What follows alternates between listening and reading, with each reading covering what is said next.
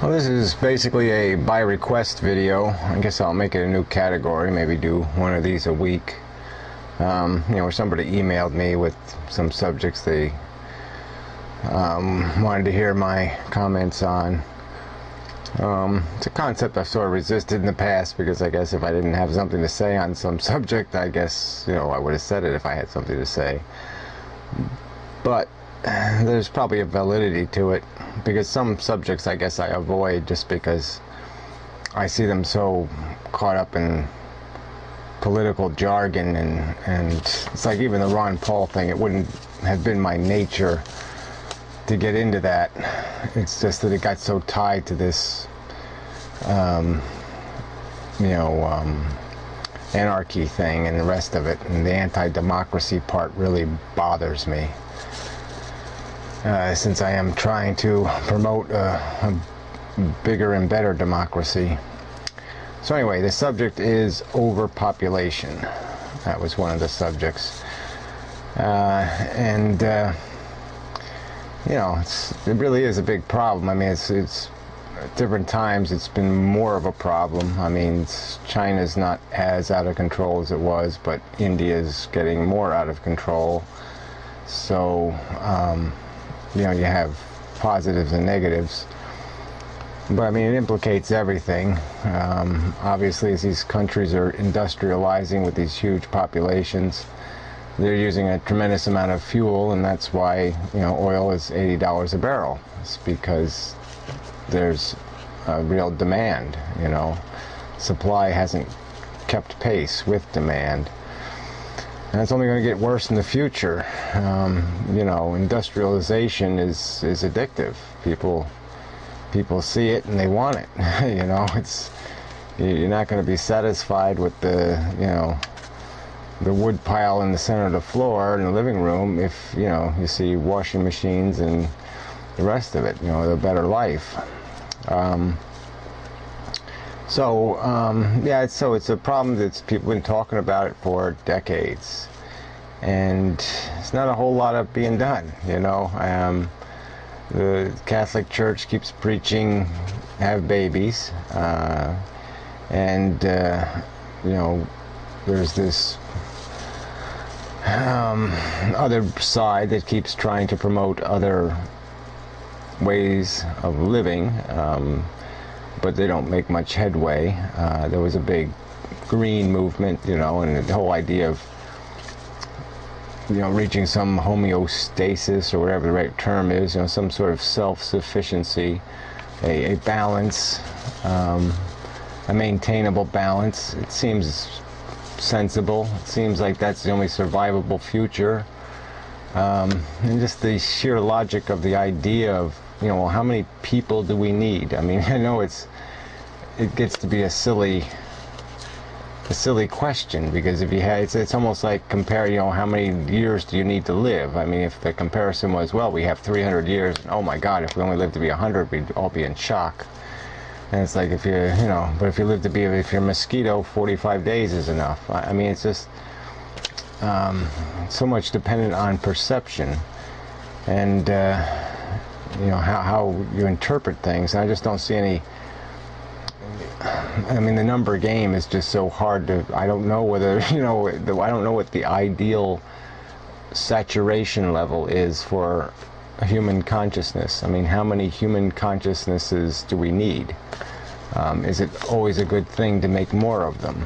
And I guess my first argument against the argument would be is that obviously having too many is a problem. I mean, more than the commodities, more than the fuel to run them. If you're short the resources, then it's a problem, and that just seems like a wall we're inevitably going to crash into, and nothing gets done, nothing really changes. And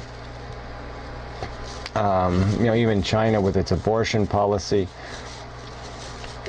I mean, it seems draconian, and so it's not going to be supported by enough people. And so I think the incentives need to be less harsh. And somehow we have to encourage people, you know, at least some percentage of children have to grow up without the expectation of having children. I mean, either you do that. I mean, obviously, I never had any grand desire. I mean, I knew what a kid was. I was a kid, and I said, fuck, I don't want one of these things, you know. I knew I was a pain in the ass, and, you know, I had no desire to be bogged down with one of my own, and especially an infant and that whole mess, and, you know, it never had any charm for me personally. And so, obviously, you can build human beings that aren't obsessed with procreation, that aren't obsessed with being a family person. And if we could just, through some subtle means, some non-draconian method, encourage more people to find other vehicles for their life expression than reproduction, that would be a good thing. Obviously, it'd be a good thing if we spend trillions on, well, not quite trillions, I guess, yet, but an awful lot of money on stupid wars, and maybe we should just, you know, buy the world a condom. They certainly would certainly pay off in the long run. But the real key is that we subsidize the wrong thing. I mean, even in our own society, we subsidize child production. I mean, people who have children don't bear the full brunt of the expense.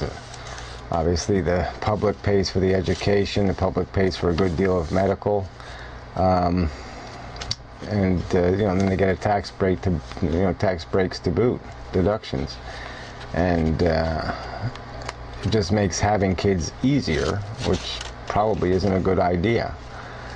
And I suppose, especially for poor people, it's a really bad idea for the society to do anything to encourage people of limited means to have kids. And we probably should be doing everything we can to encourage them not to have kids. And so we should create incentives, you know, better life incentives that might compel people not to make that choice. And you know, it inevitably gets kind of, you know, harsh and unfair that you'd say, okay, yeah, we're going to subsidize housing costs or some other costs for poor people if they don't have kids, and then force people who do have kids to, you know, pay the regular freight, because it's going to look the other way around. It's going to look like you're punishing people who have kids.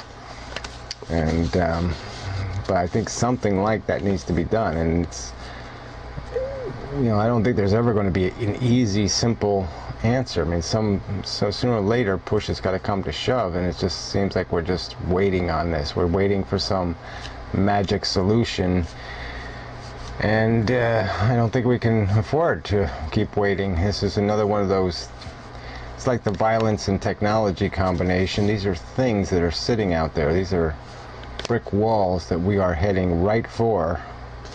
And it's good at least we're talking about this one. You know, the people are talking about it, but I don't know if they're talking in any constructive way. I mean, I don't know if we're really doing anything to change the dynamic.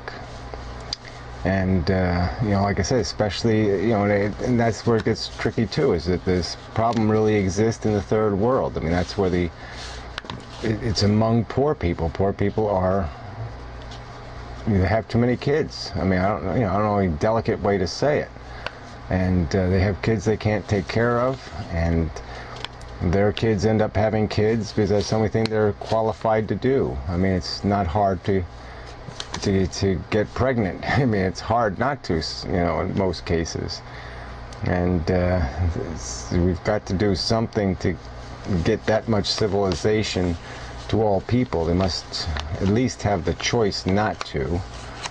And beyond just the choice, they've got to have incentives or some sort of mental perception that will enable them to see life in some other context, but in raising kids.